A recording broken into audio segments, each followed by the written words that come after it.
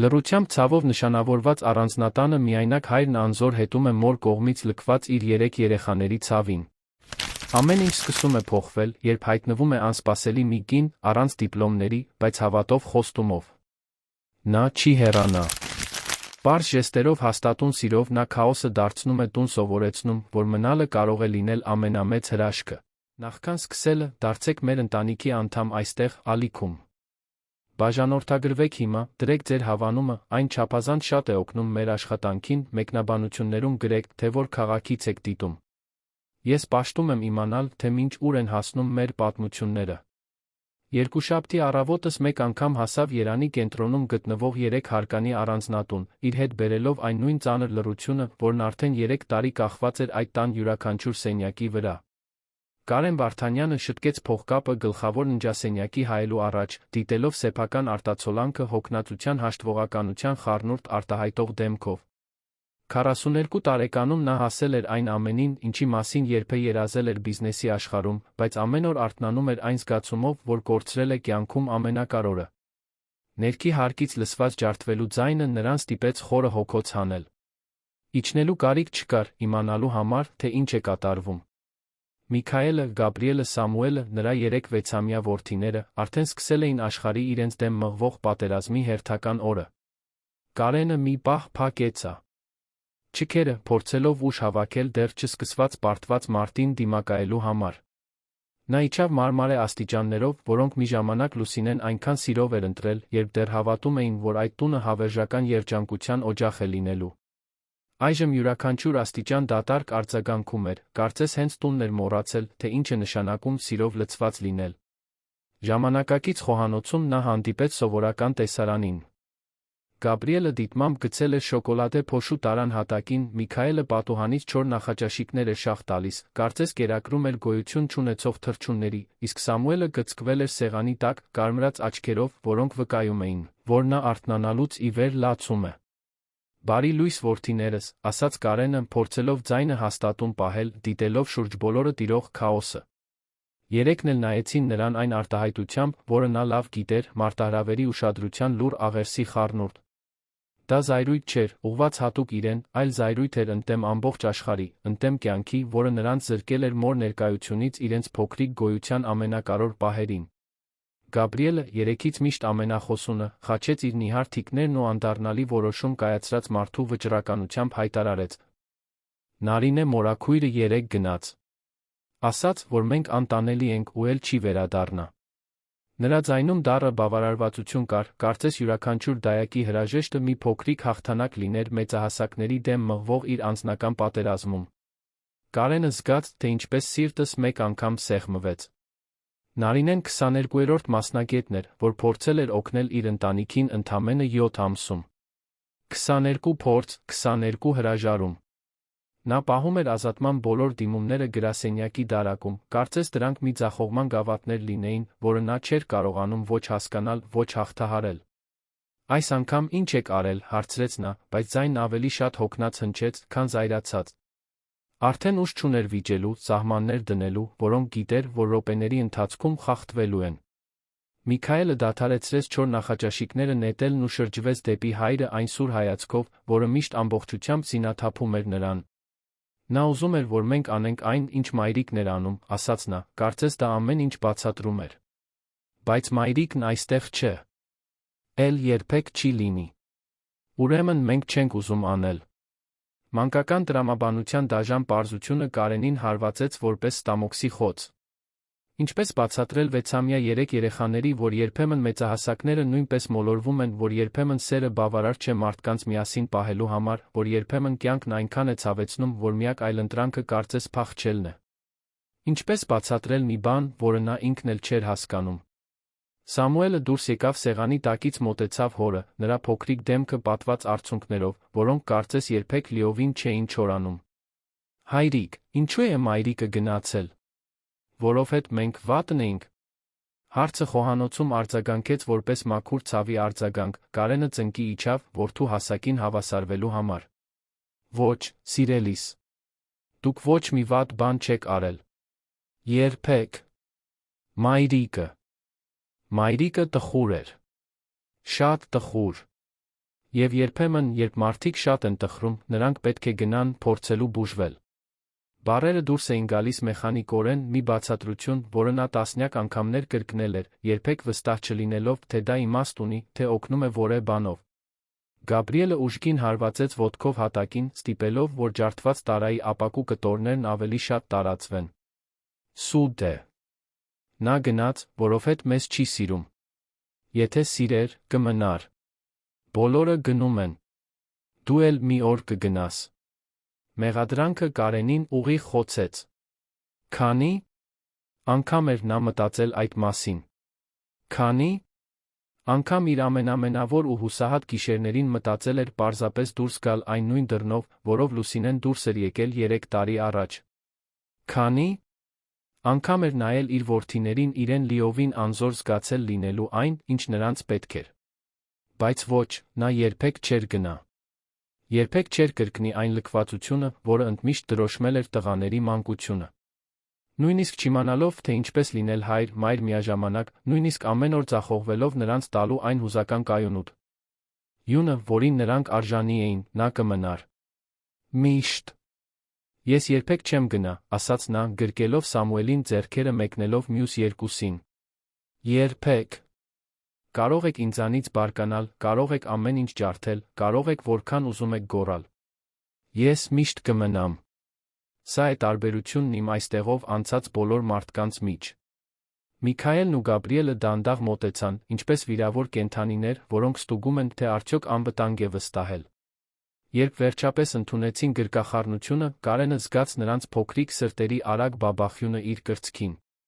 3 կոտրված սիրտ, որոնք փորձում էին նորից սովորել վստահել, 3 փոքրիկ հոգի, որոնք իրենց տարիքի համար չափազանց մեծ ցավ էին կրում։ Պահը ընդհատվեց դոմոֆոնի ձայնով։ Կարենը գիտեց հոնքերը, նայելով ժամացույցին։ Առավոտյան 8:15։ Ոչ ոքի չէր սպասում, իսկ քարտուղարուհին գիտեր, որ նա գրասենյակ կհասնի միայն դայակի հարցս մեկ անգամ լուծելուց հետո։ Ես այստեղ եմ ձեզ հետ, մրմնջաց նա, համբուրելով յուրաքանչյուրի ճակատը, նախքան պատասխանելու գնալը։ Դոմոֆոնի էկրանին նա տեսավ պարզ արտաքինով մի կնոջ, գուցե 50 անց, մոխրագույն մազերը ցածր կոսով հավաքած, ձեռքին հին մաշված ճամպրուկ։ Նա հագել էր համեստ մուգ կապույտ զգեստ ուներ մի խաղաղ արտահայտություն, որը հակադրվում էր երանյան առավոտվա շտապողականությանը։ Բարի լույս։ Իմ անունը Հույս Պետրոսյան է։ Եկել եմ պարոն Կարեն Վարդանյանին փնտրելու, ասաց նա, երբ Կարենը պատասխանեց, նրա հանգիստ ձայնը դոմոֆոնով արձագանքեց մի մեղմությամբ, որը նա վաղուց չէր լսել։ Ես Կարենն եմ։ Բայց ես ոչ ոքի չեմ սպասում։ Եթե աշխատանքի հարցով է, կարող եք զանգահարել իմ քարտուղարուհուն ժամ նշանակել։ Ոչ, աշխատանքի հարցով չէ, պարոն։ Տղաների հարցով է։ Լսեցի, որ ձեզ օգնություն է պետք նրանց հետ։ Կարենը զգաց զայրույթի հետաքրքրասիրության խառնուրդ։ Եվս մի դայակի թեկնածու։ Բայց ինչպես էր նա իմացել, որ իրեն մարդ է պետք։ Նա դեռ ոչ մի հայտարարություն չէր տվել։ Իրականում, վերջին հրաժարումից հետո նա որոշել էր մի փոքր դադար տալ, նախքանց մեկ անգամ փորձելը։ Լսեք, տիկին։ Հույս, այդպես է։ Ես այս պահին ոչ ոքի աշխատանքի չեմ վերցնում։ Բացի այդ, իրավիճակն այստեղ բարդ է։ Շատ բարդ։ Վստահ եմ, որ տիկինը չէր ցանկանա դրա միջով անցնել։ Կարող եմ բարձրանալ զրուցելու։ Ընդամենը 5 րոպե։ Խոստանում եմ ձեր ժամանակը չխլել։ Նրա ձայնում մի բան, մի հանգիստ վստահություն, որը նա չկարողացավ բացատրել, ստիպեց նրան տատանվել։ Նա հետ նայեց տեսավ 3 տղաներին, որոնք միջանցքից հետում էին, հետաքրքրված զրույցով։ Գաբրիելը դադարել էր իրերը ջարդել, իսկ Միքայելն ուշադիր արտահայտություն ուներ, կարծես փորձում էր ինչ-որ կարևոր բան վերծանել։ Իր լավագույն դատողությանը հակառակ, Կարենը սեղմեց շենքի դուռը բացելու կոճակը։ Մի քանի րոպե անց նա կանգնած էր իր դռան առաջ, Կարենը կարողացավ նրան ամբողջ հասակով տեսնել։ Նա ավելի փոքրամարմին էր, քան դոմոֆոնով էր թվացել, կնճիռներով, որոնք խոսում էին փորձառության մասին, մուգ աչքերով, որոնք տարօրինակ խաղաղություն էին հաղորդում։ Նա կրում էր միայն մի փոքրիկ ճամպրուկ մի մաշված աստվածաշունչ, ժամանակից դեղնած եզրերով։ Ներս եկեք, խնդրեմ, ասաց նա, դեռ չհասկանալով, թե ինչու էր համաձայնել դրան։ Հույսը մտավ տուն մի պահ կանգ առավ ուրասենյակում ուշադիր շուրջը նայելով։ Նրա հայացքը չէր դատում անկարգությունը, ցրված խաղալիքները, այն փոքր վնասները, որոնք կարող էին պատճառել 3 զայրացած երեխաներ։ Նա պարզապես դիտում էր, կարծես պատմություն էր կարդում պատերի վրա։ Գեղեցիկ տուն է, մեկնաբանեց նա։ Բայց տխուր։ Շատ տխրություն կա այս պատերի մեջ։ 3 տղաները մոտեցել էին հեռվից դիտում էին նրան, թաքնված բազմոցի հետում։ Սամուելը միշտ ամենաամաչ կոտն էր, Գաբրիելը պահպանում էր իր մարտահրավեր նետող կեցվածքը, իսկ Միքայելն իր վաղահաս խելքով վերլուծում էր կնոջ յուրաքանչյուր շարժումը։ Ողջույն տղաներ, ասաց հույսը, կրանալով նրանց հասակին հավասարվելու համար։ Ինչ գեղեցիկ անուններ ունեք։ Թույլ տվեք, գուշակեմ։ Դու Միքայելն ես, այնպես չէ՞։ Իսկ դու, Գաբրիելը։ Իսկ այս մեկը պետք է Սամուելը լինի։ Նրանց ճիշտ ճանաչելու նրա կարողությունը բոլորին զարմացրեց։ Նույնիսկ Կարենը հետաքրքրվեց, քանի որ 3-ն էլ չափազանց նման էին, մարդկանց մեծամասնությունից ամիսներ էր պահանջվում նրանց տարբերելու համար։ Ինչպես գիտեք մեր անունները, հարցրեց Միքայելը միշտ ուղիղ։ Որովհետև ձեզանից յուրաքանչյուրի աչքերում տարբեր փայլ կա։ Միքայելի աչքերում շատ մտածողի փայլն է, Գաբրիելի աչքերում ամեն ինչ սուր զգացողի փայլը, իսկ Սամուելի աչքերում նրա փայլը, ով տեսնում է բաներ, որոնք ուրիշները չեն տեսնում։ Կարենը տեսարանը դիտում էր հիացմունքի թերահավատության խառնուրդով։ Եվս մեկ մարդ, որ փորձում էր գրավել իր որդիներին գեղեցիկ խոսքերով։ Քանի անգամ էր նա արդեն ականատես եղել այս նույն մոտեցմանը։ Բայց հույսի կեցվածքում մի տարբեր բան կար, մի բնականություն, որը ստիպողական կամ բեմադրված չէր թվում։ Երեխաների հետ փորձ ունեք, հարցրեց նա։ Մի անգամ դուստր եմ ունեցել, պարզապես պատասխանեց նա։ Բայց դա վաղուց էր։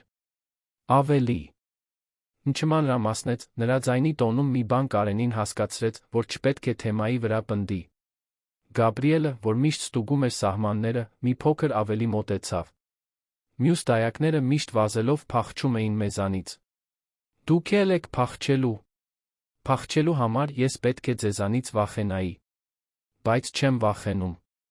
Դուք ընդամենը 3 շատ վիրավորված տղաներ եք, որոնք փորձում են հասկանալ, թե ինչու է աշխարհը երբեմն այդքան խառը։ Մենք անտանելի ենք, ասաց Սամուելը, կրկնելով մի բառ, որը շատ անգամ էր լսել իրեն խնամել փորձող մասնագետներից։ Բոլորն ասում են, որ մենք անտանելի ենք։ Հիմարություն։ Դուք տանելի եք, այո։ Դուք պարզապես չհասկացված եք։ Հույսը նստեց հատակին, կարծես բոլորովին չանհանգստանալով, որ զգեստը կարող է կեղտոտվել։ Գիտեք ես ինչ եմ մտածում։ Կարծում եմ, դուք շատ զայրացած եք, շատ վախեցած։ Եվ երբ մենք այդպես ենք լինում, երբեմն բաներ ենք անում, որոնք վախեցնում են ուրիշներին։ Բայց դա չի նշանակում, որ դուք վատն եք։ Կարենը փոխազդեցությունը դիտում էր հույսի անվստահության խառնուրդով։ Արդեն շատ խոստումնալից առաջին զրույցների էր ականատես եղել, որոնք ժամերի ընթացքում լիակատար ձախողմամբ էին ավարտվել։ Բայց հույսի մեջ մի բան կար, որ տարբերվում էր։ Նա չէր փորձում տպավորել, չէր տալիս վեհ խոստումներ, չէր օգտագործում մանկական հոգեբանության բարդ տեխնիկաներ։ Պարզապես զրուցում էր նրանց հետ, կարծես նրանք իսկական մարդիկ լինեին, վավեր զգացմունքներով, կարևոր կարծիքներով։ Տիկին հույս, վերջապես ասաց նա, պետք է անկեղծ լինեմ ձեզ հետ։ Այս տղաները դժվար են։ Շատ դժվար։ Վերջին ամիսներին 22 մարդ է փորձել նրանց խնամել։ Բոլորը հանձնվել են։ Նրանք ստուգում են սահմանները, իրեր են կոտրում, հիստերիաներ են սարքում, որոնք կարող են ժամեր տել։ Իհարկե, դա նրանց մեղքը չէ։ Նրանք տրավմաների միջով են անցել, որոնք ես դեռ փորձում եմ հասկանալ։ Բայց դա մի իրականություն է, որը պետք է հաշվի առնել։ Հույսը գլխով արեց հասկացողությամբ, բայց հուսալքված չթվաց։ Դուք հավատք ունեք, պարոն Կարեն։ Հարցը նրան անակնկալի բերեց։ Հավատք։ Աստծո հանդեպ։ Կյանքի հանդեպ։ Այն հնարավորության հանդեպ, որ ամեն ինչ կլավանա։ Կարենը տատանվեց։ Նա դաստիարակվել էր կաթոլիկ ընտանիքում, բայց վերջին տարիները փորձության էին ենթարկել ցանկացած հավատք, որ նա կարող էր ունենալ բարերար աստվածային ծրագրի նկատմամբ։ Ինչպես հավատալ բարությանը, երբ կինը մի առավոտ պարզապես անհետացել էր, թողնելով 3 փոքրիկ երեխաների, որոնք մտածում էին, թե ինչ են սխալ արել։ Ինչպես հավատք ունենալ, երբ երեխաների հետ աշխատելու համար պատրաստված 22 մարդ ձախողվել էր իր որդիների հետ։ Կցանկանա ունենալ, անկեղծորեն պատասխանեց նա։ Բայց դժվար է եղել։ Հասկանում եմ։ Երբեմն հավատքը մի որոշ ժամանակով գնում է։ Բայց այն միշտ վերադառնում է, եթե մենք թույլ տանք։ Հույսը ոտքի կանգնեց, ուղղեց զգեստը։ Ինձ մի հնարավորություն կտաք։ 3 օր։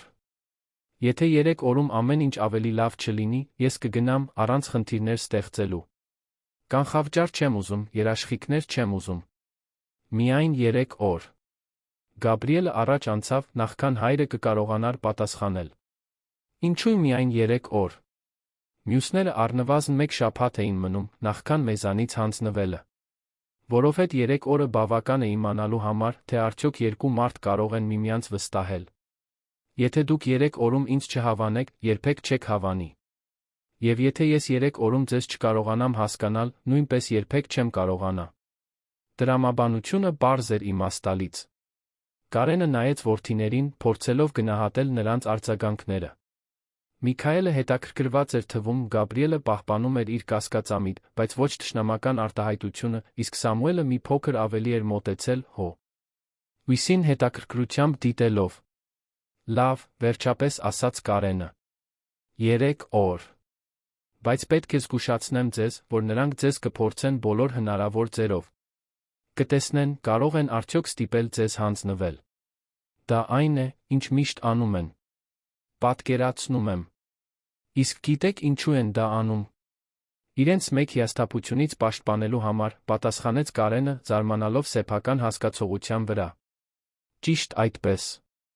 Ուրեմն, եթե ես անցնեմ նրանց փորձությունը, նշանակում է, իսկապես կարող եմ մնալ։ Իմաստալի։ Ձեզ համար, տղաներ։ Երեքը միմյանց նայեցին այն լուր հաղորդակցությամբ, որը զարգացնում են երկվորյակները, հայացքներից միկրոարտահայտություններից կազմված գաղտնի լեզու։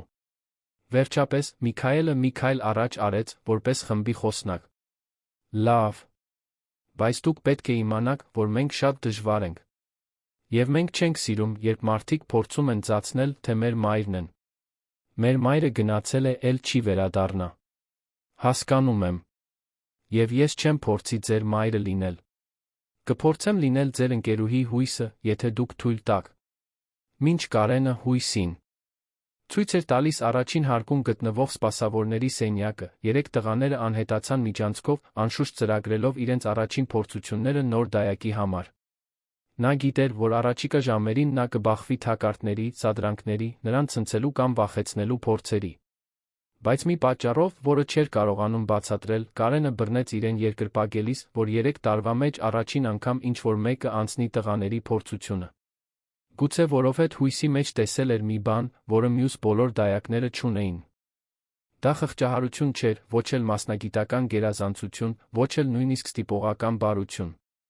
Դա մի խորը հասկացողություն էր, որ ցավը ցավ է, անկախ նրանից, թե քանի տարեկան է այն կրողը։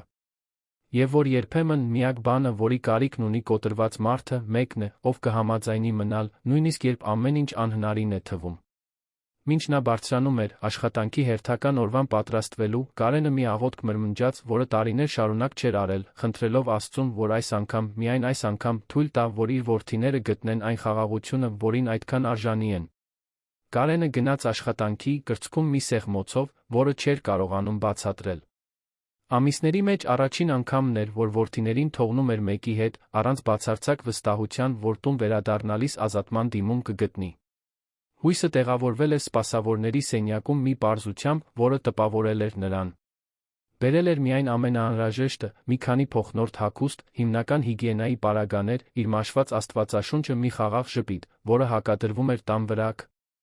ախված լարվածությանը։ Մինչ նա Երանի բանուկ փողոցներով մեքենան վարում էր դեպի քաղաքի կենտրոնում գտնվող գրասենյակ, Կարենը չէր կարողանում մտքից հանել նախորդ գիշեր Հույսի հետ ունեցած զրույցը։ Նա փորձել էր նրան պատրաստել սպասվելիքին, մանրամասն նկարագրելով այն մարտավարությունները, որոնք տղաները սովորաբար օգտագործում էին դայակներին հեռացնելու համար։ Նրանք կթաքցնեն ձեր իրերը, բացատրել էր նա։ կձացնեն, թե չեն հասկանում պարզ հրահանգները։ Կեսգիշերին հիստերիաներ կսարքեն։ Գաբրիելը սովորաբար իրեր է կոտրում պատահաբար։ Միքայելը բարդ ծրագրեր է մշակում, ցանկացած մեծահասակի խելագարեցնելու համար։ Իսկ Սամուելը պարզապես անհետանում է։ Կարող է ժամերով թաքնվել, մինչ բոլորը խուճապի մատնվեն։ Հույսը լսել էր ամեն ինչ ուշադրությամբ, ժամանակ առ ժամանակ գլխով անելով, բայց առանց աճող սարսափ ցույց տալու, որը Կարենը սովոր էր տեսնել մասնագետների դեմքերին, երբ նկարագրում էր իր տան իրականությունը։ Իսկ ինչ էին անում մյուս դայակները, երբ դա տեղի էր ունենում, հարցրել էր նա։ Փորձում էին կարգապահություն հաստատել։ Պատիժներ։ Պարգատրման համակարգեր։ Ոմանք ի պատասխան գոռում էին։ Մեկը նույնիսկ փակել էր Միքայելին սենյակում, մինչ նա իրեն լավ պահեր։ Մյուսը սպառնում էր ոստիկանություն կանչել ամեն անգամ, երբ նրանք ինչ-որ բան էին կոտրում։ Վերջինը Նարինեն անընդհատ կրկնում էր, որ նրանք պետք է հարգեն մեծահասակներին, որ նորմալ չէ, որ 6-ամյա երեխաներն այդպես վարվեն։ Եվ օգնում էր։ Երբեք։ Իրականում, կարծես ամեն ինչ ավելի էր վատթարանում։ Կարծես նրանք ցանկացած վերահսկողության փորձ մեկնաբանում էին որպես մեկ հաստատում, որ մեծահասակները մի նույն է, միշտ գնում են։ Հույսը երկար պահ լուռ էր մնացել։ Պատուհանից նայելով այգուն, որտեղ տղաները սովորաբար խաղում էին, նախքան ամեն ինչի փլուզվելը։ Պարոն Կարեն, կարող եմ մի հարց տալ։ Դուք երբեք փորձել եք պարզապես մնալ։ Երբ նրանք այդ բաներն անում են, երբեք փորձել եք պարզապես այնտեղ մնալ, առանց փորձելու որևէ բան ուղղել, առանց նախատելու, առանց որևէ բան բացատրելու։ Պարզապես մնալ։ Հարցը նրան լիովին անակնկալի էր բերել։ Նա միշտ փորձում էր լուծել, միշտ փորձում էր սովորեցնել, միշտ փորձում էր նրանց հասկացնել, որ այդ վարքագիծն անընդունելի է։ Բայց պարզապես մնալ։ Կլանել նրանց զայրույթը, առանց փորձելու այն փոխել։ Ոչ, խոստովանել էր նա։ Երբեք չեմ փորձել։ Գուցե ժամանակն է փորձելու։ Այժմ, կանգնած Մաշտոցի պողոտայի խցանման մեջ, Կարենը մտածում էր, թե ինչ է կատարվում տանը։ Արդյոք տղաներն արդեն սկսել էին իրենց փորձությունները։ Արդյոք հույսը դեռ այնտեղ էր, թե։ Նա տուն կհասնի խոհանոցի սեղանին, կգտնիս մեկ հրաժարման դիմում։ Մինույն ժամանակ, կենտրոնի առանձնատանը, օրվա առաջին ճակատամարտը պատրաստվում էր սկսվել։ Հույսն արթնացել էր առավոտյան 5-ին, ինչպես տասնամյակներ շարունակ իր սովորությունն էր։ Օգտվելով տան լռությունից, նա երկար ու լուռ աղոթք արեց, խնդրելով իմաստություն համբերություն գալիք օրվա համար։ Հետո իջավ խոհանոց, սկսեց նախաճաշ պատրաստել։ Ոչ մի բարդ բան չկար, պարզապես ձվածեղ, տապակած հացի կտորներ, տաք շոկոլադ։ Բայց ամեն ինչ արեց հատուկ խնամքով։ Ցածրաձայն երգելով մի երգ, որը իր մայրը սովորաբար երգում էր, երբ նա երեխա էր։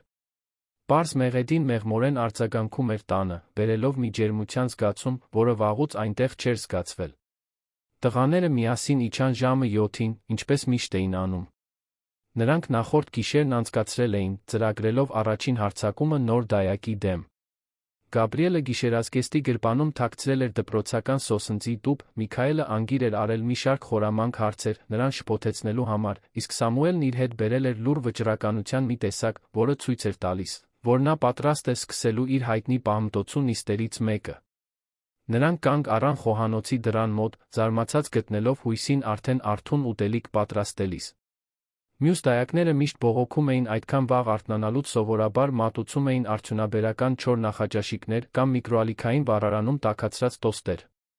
Բարի լույս տղաներ, ասաց հույսը առանց շրջվելու, կարծես թիկունքում աչքեր ունենար։ Ինչ լավ է, որ արթնացաք։ Հենց մտածում էի, արդյոք դուք տաք շոկոլադ սիրում եք, թե սովորական կաթ եք նախընտրում։ Գաբրիելը, որը պատրաստվել էր օրը սկսել սադրանքով, մի պահ տատանվեց։ Ինչպես գիտեիք, որ մենք հիմա իջնելու էինք։ Որովհետև դուք կազմակերպված երեխաներ եք։ Նույնիսկ երբ բարկացած եք աշխարհից, դուք ռեժիմ եք պահպանում։ Դա ցույց է տալիս, որ խորքում դուք սիրում եք իմանալ, թե ինչ սպասել։ Հանգստացնող է կյանքում մի քանի կանխատեսելի բաներ ունենալը։ Դիտարկումը հարվածեց մի բանի կենտրոնին, որը տղաները նույնիսկ չգիտեին ինչպես արտահայտել։ Իրոք, նրանք ամեն օր նույն ժամին էին արթնանում, միասին իջնում, նստում սեղանի նույն աթոռներին։ Դա այն սակավաթիվ բաներից էր, որոնք մնացել էին անփոփոխ այն բանից հետո, երբ մայրը հեռացել էր։ Միքայելը, միշտ ռազմավարը, որոշեց սկսել իր պատրաստած հարցաքննությունը։ Դուք երեխաներ ունեք։ Դուստր եմ ունեցել, պարզապես պատասխանեց հույսը, ափսեները սեղանին դնելով։ Նա մոտավորապես ձեր տարիքին էր, երբ Աստված նրա կարիքն ուներ երկնքում։ Պարզ ուղիղ պատասխանը տղաներին անակնկալի բերեց։ Մյուս դայակները միշտ խուսափողական էին պատասխանում, երբ հարցնում էին իրենց անձնական կյանքի մասին կամ փորձում էին արագ փոխել թեման։ Հույսը պատասխանել էր մի անկեղծությամբ, որը նրանք չէին սպասում։ Նա մեզ էր նման, հարցրեց Սամուելը, որը հազվադեպ էր խոսում մեծահասակների հետ, բացի իր հորից։ Որոշ բաներով, այո։ Նա նույնպես սիրում էր ստուգել, արդյոք մարդիկ իսկապես սիրում են իրեն։ Նա բարկանում էր, երբ վախենում էր լքվելուց։ Եվ նա շատ խելացի էր։ Գաբրիելը գիտեց հոնքերը։ Ինչ է նշանակում ստուգել, արդյոք մարդիկ սիրում են իրեն։ Հույսը նստեց սեղանի շուրջ նրանց հետ, մի բան, որը մյուս դայակներից ոչ մեկը չէր արել։ Նրանք միշտ կանգնած էին մնում, մատուցում վերահսկում, պահպանելով մի մասնագիտական հեռավորություն, որը տղաները մեկնաբանում էին որպես մերժում։ Դե, երբ մենք վախենում ենք, որ ինչ-որ մեկը կգնա, երբեմն դիտմամբ վատ բաներ ենք անում։ Եթե մարդը բարկանա ու գնա, մենք կարող ենք ասել. Ես գիտեի, որ նա մինույն է գնալու էր։ Դա ավելի հեշտ է, քան ռիսկի դիմել սիրել մեկին, ով կարող է առանց զգուշացնելու անհետանալ։ Երեք տղաները միմյանց նայեցին։ Դա հենց այն էր, ինչ նրանք անում էին, բայց երբեք ոչ ոք դա այդքան պարզ առանց դատապարտելու բառերով չէր ձակերպել։ Իսկ ինչ էր լինում, երբ ձեր դուստրն այդ բաներն էր անում, հարցրեց Միքայելը, անկեղծորեն հետաքրքրված։ Ես մնում էի։ Միշտ մնում էի։ Նույնիսկ երբ նա գոռում էր ինձ վրա, նույնիսկ երբ իրեր էր կոտրում, նույնիսկ երբ ասում էր, որ ատում է ինձ։ Ես մնում էի ու ասում. Կարող ես ինձանից որքան ուզում ես բարկանալ։ Ես դեռ այստեղ կլինեմ, երբ դու ավարտես։ Գաբրիելը, որն ամբողջ գիշեր ծրագրել էր, թե ինչպես սոսնձով հույսի մազերը կպցնի աթոռին, հանկարծ կորցրեց իր ծրագիրն իրականացնելու ողջ ցանկությունը։ Փոխարենը հարցրեց. Եվ նա դադարում էր վատ բաներ անելուց։ Ի վերջո, այո։ Երբ նա հասկացավ, որ ես չեմ գնալու, անկախ նրանից, թե նա ինչ անի, նա դադարեց ինձ հեռացնելու փորձերից։ Այդ ժամանակ մենք կարողացանք իսկական ընկերուհիներ լինել։ Սամուելը նայեց իր ափսեին, խառնելով ձվածեղը առանց ուտելու։ Մեր մայրը չմնաց, ասաց նա ցածր ձայնով։ Նա գնաց, նույնիսկ առանց մեր որևէ վատ բան անելու։ Գիտեմ, սիրելիս։ Եվ դա ձեր մեղքը չէր։ Երբեմն մեծահասակներն այնքան են տխրում, որ այլս չեն կարողանում նույնիսկ իրենց մասին հոգ տանել, էլ ուր մնաց ուրիշների։ Դա այն պատճառով չէ, որ դուք սիրո արժանի չեք։ Դա այն պատճառով է, որ նա սրտով հիվանդ էր։ Սրտով հիվանդ, ինչպե՞ս, հարցրեց Գաբրիելը։ Մարդկանց սիրտը կարող է տխրությունից հիվանդանալ, ինչպես մարմինը կարող է ջերմությունից հիվանդանալ։ Երբ դա տեղի է ունենում, երբեմն մարդը պետք է գնա, փորձելու բուժվել։ Դա այն պատճառով չէ, որ նա չի սիրում։ Դա այն պատճառով է, որ նա այլս չի կարողանում ցույց տալ իր զգացած սերը։ Միքայելը մի քանի պահ մտածեց այս բացատրության շուրջ։ Իսկ եթե նա բուժվի, նա կվերադառնա։ Հույսը տատանվեց պատասխանելուց առաջ, ակնհայտորեն զգուշությամբ կշռադատելով իր խոսքերը։ Չգիտեմ, սիրելիս։ Երբեմն մարդիկ բուժվում են վերադառնում։ Երբեմն բուժվում են նոր կյանք կառուցում ուրիշ տեղ։ Եվ երբեմն չեն կարողանում բուժվել։ Այն, ինչ ես գիտեմ, այն է, որ դուք արժանի եք սիրված լինելու ամեն օր, անկախ նրանից, թե ինչ տեղի ունենա նրա հետ։ Նախաճաշի ընթացքում այս զրույցը տղաների ծրագրերի մեջ չէր։ Նրանք պատրաստվել էին ճակատամարտի, բայց հայտնվել էին մի բանի մեջ, որն ավելի շատ նման էր իրական զրույցի, քան այն իշխանության պայքարներին, որոնց սովոր էին մեծահասակների հետ։ Նախաճաշից հետո եկավ առաջին իրական փորձության ժամանակը։ Գաբրիելը պատահաբար գցեց իր տաք շոկոլադի բաժակը խոհանոցի հատակին, ուշադիր հետելով հույսի արձագանքին։ Նա նայեց կերամիկական հատակին տարածվող շագանակագույն հետքին, պարզապես ասաց. Դե, պատահում է։ Եկեք միասին մաքրենք։ Ոչ մի նախատինք, ոչ մի զայրույթի հոգոց, ոչ մի մեկնաբանություն, երեխաները պետք է ավելի զգույշ լինեն թեմայով։ Պարզապես խնդիրը լուծելու համագործակցության առաջարկ։ Գաբրիելն այնքան զարմացավ, որ օգնեց մաքրել առանց բողոքելու։ Հաջորդ փորձությունը եկավ Միքայելից, որը դիտմամբ սկսեց կասկածի տակ դնել հույսի տված յուրաքանչյուր հրահանգը։ Ինչու պետք է հիմա ատամները լվանանք։ Որովհետև ատամիկները ուրախանում են, երբ մաքուր են լինում։ Բայց եթե ուզում ես հետո լվանալ, դա էլ է լավ։ Ինչու պետք է խաղալիքները հավաքենք։ Որպեսզի չկորչեն, որպեսզի տունը հարմարավետ լինի բոլորի համար։ Բայց եթե ուզում ես մի քանիսը ցրված թողնել քո սենյակում, դա քո տարածքն է։ Ինչու պետք է լողանանք։ Որովհետև մարմինը սիրում է մաքուր բուրավետ լինել։ Դա մեզ լավ է զգալ տալիս։ Գոլ ջրով ես ուզում լողանալ, թե՞ մի փոքր ավելի սառը։ Յուրաքանչյուր հարցի պատասխանվում էր համբերությամբ, հնարավորության դեպքում տարբերակներով։ Միքայելը հասկանում էր, որ չի կարողանում նրան զայրացնել կամ հակասությունների մեջ բռնել, ինչպես անում էր մյուս դայակների հետ։ Հույսը կարծես անկեղծորեն հետաքրքրված էր բաները բացատրելով, քան պարզապես կանոններ պարտադրելով։ Սամուելը որոշեց իրականացնել իր մասնագիտությունը՝ անհետացումը։ Առավոտյան, մինչ հույսը հավաքում էր հյուրասենյակը, նա լուռ թաքնվեց գրադարանի վարագույրների հետում, մի վայր, որտեղ կարող էր ժամերով անտեսանելի մնալ։ Նա սպասեց, որ հույսը նկատի իր բացակայությունը սկսի հուսահատորեն փնտրել իրեն, գոռալով իր անունը, սպառնալով ոստիկանություն կանչել, ինչպես միշտ անում էին մյուսները։ Բայց րոպեներն անցան, ոչինչ տեղի չունեցավ։ Հույսը շարունակում էր ցածրաձայն երգել, ծալելով բազմոցի ծածկոցները։ Կես ժամ թաքնվելուց հետո Սամուելը սկսեց հետաքրքրվել։ Միթե նա նույնիսկ չէր նկատել, որ ինքը կորել է։ Վերջապես, չդիմանալով հետաքրքրասիրությանը, նա դուրս եկավ վարագույրների հետից։ Հույսը նայեց նրան հանգիստ ժպիտով։ Ողջույն, Սամուել։ Հավանեցի՞ր քո անկյունը վարագույրի հետում։ Դա շատ հարմարավետ տեղ է, երբ մենք ուզում ենք մի փոքր մենակ մնալ։ Դուք ամբ։ Ողջ ընթացքում գիտեիք, որ ես այնտեղ եմ։ Գիտեի։ Տեսա, թե ինչպես ես թաքնվում։ Բայց հասկացա, որ քեզ մի փոքր մենակ մնալու ժամանակ է պետք, ուստի հարգեցի դա։ Երբեմն բոլորին է պետք մի փոքր սեփական տարածք։ Սամուելը լիովին շփոթվեց։ Թաքնվելու ողջ հմայքը մեծահասակների խուճապային արձագանքն էր, այն իշխանության զգացումը, որը գալիս էր, տեսնելով ուրիշներին իր հետից վազելիս, հուսահատված։ Բայց հույսը նրա ապստամբության ակտը վերածել էր մի նորմալ հարգալից բանի։ Բայց… Իսկ եթե ես իսկապես փախած լինեի, ո՞ր կփախչեիր, սիրելիս։ Սա քո տունն է, քո ընտանիքն այստեղ է։ Ինչու պետք է ուզենայիր փախչել։ Պարզ հարցը Սամուելին հասկացրեց, որ նա երբեք իսկապես չէր մտածել տնից փախչելու մասին։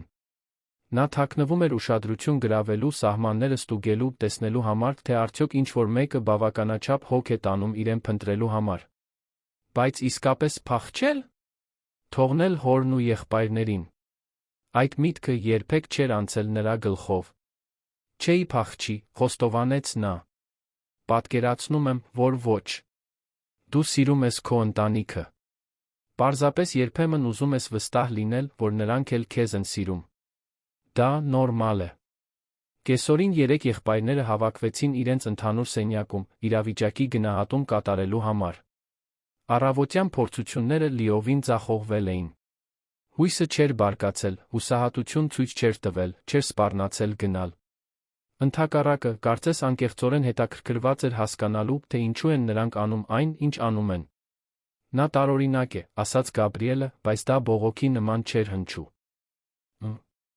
Նա մեզ հետ խոսում է, կարծես մենք մեծ մարդիկ լինենք, նկատեց Միքայելը։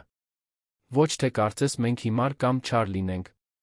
Եվ նա մեզանից չի վախենում, ավելացրեց Սամուելը։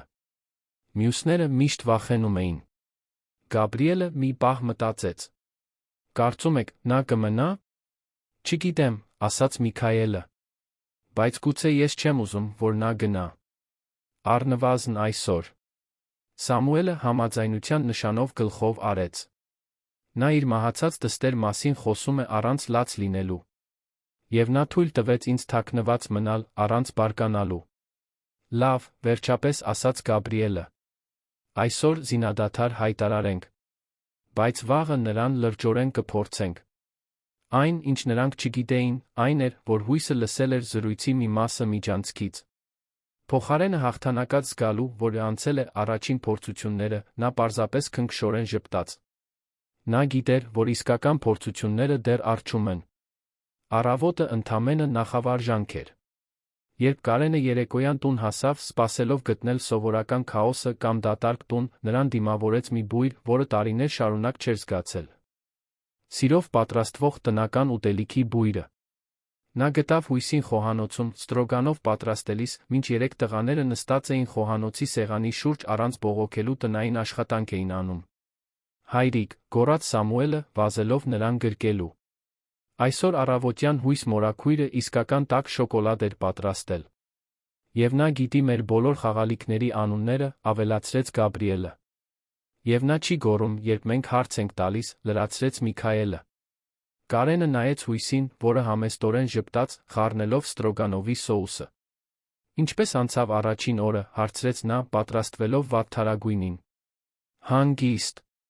Տղաներն ինձ սովորեցրին, թե որտեղ են տան իրերը, պատմեցին իրենց սիրած մուլտֆիլմերի մասին, օգնեցին հասկանալ, թե դուք սովորաբար ինչպես եք այստեղ ռեժիմը կազմակերպում։ Նա չհիշատակեց փորձությունները, չզեկուցեց անպատշաճ վարքի մասին, ոչ մի բողոք չներկայացրեց։ Խոսեց այնպես, կարծես օրն անցկացրել էր 3 նորմալ երեխաների հետ, որոնք նորմալ բաներ էին անում։ Այդ գիշեր, երբ տղաները քնելու գնացին, Կարենն ու Հույսը զրուցեցին հյուրասենյակում։ Նրանք այսօր ձեզ չփորձեցին, հարցրեց նա անհավատությամբ։ Փորձեցին, այո։ Մի քանի անգամ։ Իրեր գցեցին, դժվար հարցեր տվեցին, թաքնվեցին։ Փորձեցին տեսնել, արդյոք կբարկանամ, կգնամ, կմերժեմ նրանց որեկերպ։ Եվ հետո։ Եվ հետո ես ցույց տվեցի, որ դրանցից ոչ մեկը չեմ անի։ Վաղը նրանք ավելի շատ կփորձեն, հավանաբար ավելի ինտենսիվ։ Նրանք դեռ լիովին չեն վստահում։ Բայց սա սկիզբ է։ Կարենը նստեց բազկաթոռին, որտեղ սովորաբար մինչ ուշ գիշեր արթուն էր մնում, մտածելով, թե ինչպես է ձախողվել իր որդիների հետ։ Բայց այդ գիշեր, 3 տարվա մեջ առաջին անգամ, նա հույս զգաց։ Շնորհակալ եմ, պարզապես ասաց նա։ Ինչի՞։ Համար։ Առաջին օրը չհանձնվելու համար։ Պարոն Կարեն, ես այստեղ չեմ եկել հանձնվելու համար։ Եկել եմ մնալու։ Այնքան ժամանակ, որքան դուք իմ կարիքն ունենաք։ Եվ այդ գիշեր, երկար ժամանակ անց առաջին անգամ, կենտրոնի տունը խաղաղ քնեց։ 3 տղաներ քնեցին առանց մղձավանջների, մի հայր հանգստացավ առանց մեղքի զգացումի, մի կին աղոթեց երախտագիտությամբ, որ գտել է միայն տանիք, որն այնքան իր կարիքն ուներ, որքան ինքը նրանց։ 2 շաբաթ էր անցել հույսի գալուց, Կարենի տունը սկսում էր այլ կերպ շնչել։ Դա լիակատար վերափոխում չէր, այլ փոքր փոփոխություններ, որոնք կուտակվելով ստեղծում էին հնարավորության մթնոլորտ։ Տղաները դեռ ստուգում էին սահմանները, դեռ ունենում էին հուզական պոռթկումների պահեր, բայց օդում մի նոր բան կար, մի զգացում, որ գուցե, միայն գուցե, ինչ-որ մեկը վերջապես կմնա։ Միքայելը դադարել էր թաքցնել եղբայրների խաղալիքները։ Գաբրիելը դեռ երբեմն իրեր էր կոտրում, բայց հիմա դադար էր տալիս, խորը շունչ էր քաշում, ինչպես հույսն էր սովորեցրել, բառերով արտահայտում էր այն, ինչ զգում էր։ Ես բարկացած եմ, որովհետև չեմ կարողանում այս մաթեմատիկական խնդիրը լուծել, ասում էր նա, փոխանակ պարզապես տետրը պատռելու։ Եվ երբ երբեմն դեռ ինչ-որ բան էր կոտրում, անմիջապես վազում էր հույսին պատմելու, օգնություն խնդրելով վերանորոգելու համար, ամոթի պահերը վերածելով սովորելու հնարավորությունների։ Սամուելը դարձել էր ընտանիքի հուզական սիրտը։ Այլս չէր թաքնվում, բայց ստեղծել էր մի նոր ավանդույթ։ Ամեն առավոտ նա իր երազներն էր պատմում հույսին, մինչ նա նախաճաշ էր պատրաստում։ Երազներ թռիչքների, ամրոցների, կենդանիների ընտանիքների, ֆանտաստիկ արկածների մասին։ Լքվածության մասին նրա մղձավանջները կտրուկ նվազել էին, փոխարինվելով մի բեղմնավոր երակայությամբ, որը գեղեցկություն կախարդանք էր գտնում առօրյայում։ Կարենը դիտում էր այս վերափոխումները թեթացման անհանգստության խառնուրդով։ Նրա մի մասը վախենում էր, որ դա չափազանց լավ է իրական լինելու համար, որ ցանկացած պահի իրավիճակը կփլուզվի, ինչպես բազմիցս տեղի էր ունեցել։ Բայց մյուս մասը, մի մաս, որը 3 տարի քնած էր, սկսում էր արթնանալ մի զգացումով, որը նա մոռացել էր, թե ինչ է, հույսով։ Հույսն իր հերթին գիտեր, որ իսկական փորձությունը դեռ առջում է։ Երեխաները ժամանակավորապես իջեցրել էին իրենց պաշտպանությունը, բայց նա զգում էր, որ նրանց ներսում ինչ-որ բան է խլրտում, մի հուզական փոթորիկ, որը մոտենում էր։ Կային նուրբ նշաններ։ Շուկով խոսակցություններ, որոնք դադարում էին, երբ նա մոտենում էր, դավադրական հայացքներ երեքի միջ, աճող լարվածություն, որը նա ճանաչում էր որպես ավելի մեծ բանի նախանշան։ Բացատրությունը եկավ, երբ Կարենը մի հինգշաբթի երեկոյան մոտեցավ նրան, անհանգիստ արտահայտությամբ. «Հույս, պետք է ձեզ մի բանի մասին զգուշացնեմ։ Կիրակի մայրերի օրն է»։ Բառերն ընկան հյուրասենյակի օդում, ինչպես քարեր հանգիստ լճի մեջ, ստեղծելով ալիքներ, որոնք տարածվեցին բոլոր ուղղություններով։ Հույսը գլխով արեց հասկացողությամբ, սկսելով հասկանալ այն անհանգստության աղբյուրը, որը զգում էր տան վրա կախված։ Ինչպես են նրանք սովորաբար արձագանքում։ Կարենը ձեռքը տարավ մազերի միջով, մի ժեստ, որը նա արդեն սովորել էր ճանաչել որպես նշան, որ նա պայքարում է ճիշտ բառերը գտնելու համար։ Վատ։ Շատ վատ։ Առաջին տարին, երբ Լուսինեն գնաց, նրանք չափազանց փոքր էին հասկանալու համար, թե ինչ է նշանակում այդ օրը։ Բայց անցյալ տարի… Նա կանգ առավ, ակնհայտորեն վերապրելով ցավալի հիշողություններ։ Սարսափելի էր։ Ջարդեցին այն ամենը, ինչին կարողացան հասնել։ Ժամերով գոռացին։ Սամուելը 3 օր ոչ մի բառ չխոսեց։ Գաբրիելը փորձեց ջարդել տան բոլոր սպասքը։ Իսկ Միքայելը… Միքայելը հարցրեց, թե արդյոք ինքն էլ կարող է գնալ, քանի որ, ըստ երույթին, դա այն է, ինչ մայրերն անում են։ Հույսը զգաց, թե ինչպես սիրտը սեղմվեց նկարագրությունից։ Կարող էր պատկերացնել այդ 3 փոքրիկ երեխաների ցավը, բախվելով մի օրվա, որը տոնում էր հենց այն, ինչից նրանք զրկվել էին։ Իսկ այս տարի… Մտածում եմ նրանց հանգստյան օրերին ճամփորդության տանել։ Գուցե ծովափ, հեռու այն ամենից, ինչը կարող է նրանց հիշեցնել այդ օրվա մասին։ Խուսափել ուղիղ առճակատումից։ Հույսը մի պահ մտածեց առաջարկի շուրջ, նախքան մեղմորեն գլուխը թափահարելը։ Ամբողջ հարգանքով, պարոն Կարեն, բայց ցավից փախչելը այն չի վերացնում։ Պարզապես այն հետաձգում է։ Ապա ինչ եք առաջարկում։ Որ թողնեմ նրանք տառապեն։ Ոչ։ Առաջարկում եմ, որ մենք թույլ տանք նրանց զգալ այն, ինչ պետք է զգան, բայց որ մենք այստեղ լինենք, երբ դա տեղի ունենա։ Երբեմն վերքը բուժելու միակ ձը դրան դիմակայելն է։ Կարենը համոզված չէր, բայց բավականաչափ վստահում էր Հույսին, նրա մոտեցումն ընդունելու համար։ Հաջորդ օրերին նա ավելի ուշադիր հետում էր տղաներ։ Ին նկատելով, թե ինչպես են նրանք ավելի անհանգիստ դառնում, երբ օրը մոտենում էր։ Ուրբաթ օրը Գաբրիելը վեց սկսեց Միքայելի հետ մի խաղալիքի պատճառով, որը սովորաբար առանց խնդիրների կիսում էին։ Դպրոցում Սամուելը հրաժարվեց մասնակցել այն գործունեությանը, որտեղ երեխաները բացիկներ էին պատրաստում մայրերի օրվա համար, լուռ նստած մնալով, մինչ ուսուցչուհին հանձնվեց։ Միքայելը, միշտ ամենախոսունը, ընթրիքի ժամանակ սկսեց դժվար հարցեր տալ։ Ինչու գոյություն ունի մայրերի օր, եթե որոշ մայրեր գնում են։ Բոլոր մայրերն են սիրում իրենց երեխաներին, թե՞ միայն ոմանք։ Եթե մայրը սիրում է իր երեխային, բայց մինույն է գնում է, դա նշանակում է, որ նրա սերը բավականաչափ ուժեղ չէ։ Հույսը պատասխանում էր յուրաքանչյուր հարցի համբերությամբ, բացատրելով, որ սերը կարող է բարդ լինել, որ երբեմն մարդիկ բաներ են անում, որոնք վիրավորում են, նույնիսկ երբ չեն ուզում, որ զգացմունքները դժվար են նույնիսկ մեծահասակների համար լիովին հասկանալու։ Բայց նա կարող էր տեսնել, որ պատասխանները չեն հանգստացնում այն փոթորիկը, որը ձավորվում է իր տղաների ներսում։ Շաբաթ օրը տան լարվածությունը շոշափելի էր։ Երեքն էլ սովորականից շուտ արթնացան տանով մեկ շարժվում էին մի նյարդային էներգիայով, որը բոլորին զգոն էր պահում։ Գաբրիելը նախաճաշի ընթացքում 2 բաժակ կոտրեց, ըստ երույթին առանց դիտավորության, բայց Հույսը նկատեց, որ պատահարների մեջ մի դիտավորյալ բան կար։ Միքայելը 1 ժամից քիչ ժամանակում 23 հարց տվեց, բոլորը կապված լքվածության, հավատարմության մնալու հետ։ Սամուելը նորից սկսեց թաքնվել, բայց այս անգամ ոչ թե գրադարանի վարագույրների հետում, այլ ավելի ու ավելի դժվար գտնելու տեղերում։ Նրանք ինչ-որ բանի են պատրաստվում, մեկնաբանեց Հույսը Կարենի հետ ճաշի ընթացքում, դիտելով, թե ինչպես են տղաները աննորմալ ինտենսիվությամբ խաղում այգում։ Ինչի՞։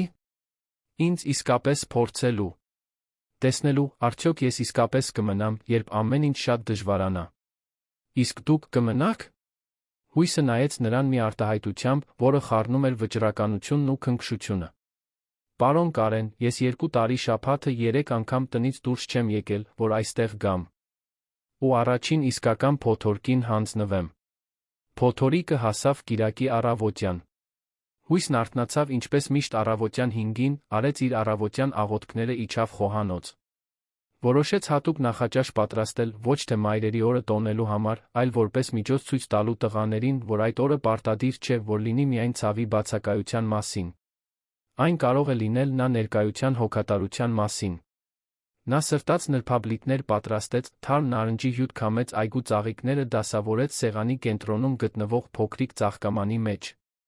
Դա ավանդական մայրության տոնակատարություն չէր, այլ այն սիրո տոնակատարություն, որը գոյություն ուներ այնտեղ, այդ պահին, այն մարդկանց միջ, ովքեր ընտրել էին հոգ տանել միմյանց մասին։ Տղաները իջան ժամը 7-ին, ինչպես միշտ, բայց ինչ-որ բան այլ էր։ Օդում էլեկտրական էներգիա կար, մի լարվածություն, որը ստիպեց հույսի ծոծրակի մազերին սարսռալ։